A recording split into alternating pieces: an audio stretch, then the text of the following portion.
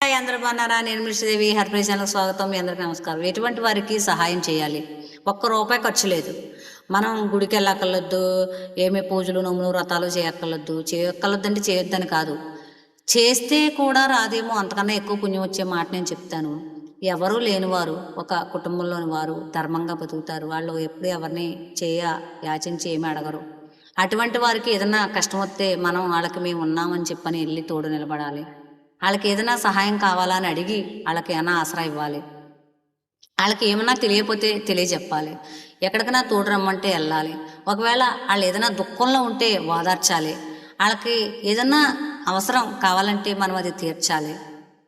నిస్సహాయ స్థితిలో ఉన్నారు, వాళ్ళకి జనబలం లేదు, ధనబలం లేదు, ధర్మబలం ధర్మంగా ఉంటారు అన్నవారికి మన సహాయం అందించాలి.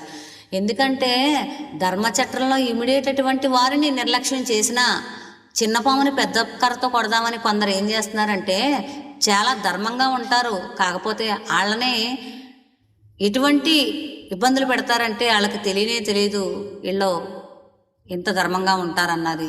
మనం తెలిసి ముట్టుకున్నా తెలియక ముట్టుకున్నా నుప్పు మనల్ని కాల్చినట్టు మనం ధర్మంగా ఉన్నవారిని ఏ రకంగా బాధ పెట్టినా తరతరాలు మన వంశంలో వారికి ఆ ఉసురు తలుగుతుంది. అది తెలిసిన వారు ధర్మబద్ధంగా నడిచే వాళ్ళని ఇబ్బంది పెట్టరు, చేతనైనటువంటి సహాయం చేస్తారు. మన దగ్గర లేకపోతే ఎక్కడ దొరుకుతుందో చెప్తారు. అలా మనం కూడా ఎటువంటి వారికి సహాయం చేస్తే మనకి అధికంగా ఫలితం వస్తుందో అలాంటి వారికి సహాయం చేద్దాం. అర్హత ఉన్న వాళ్ళకి సహాయం చేద్దాం. మనం కూడా ఇహపరాలు సాధిద్దాం. ఈశ్వరుడు కరుణ కృపా కటాక్ష వీక్షణాలు పొందుదాం. అందవలసిన వారికి అందితే అది మనకి జయం కలుగుతుంది.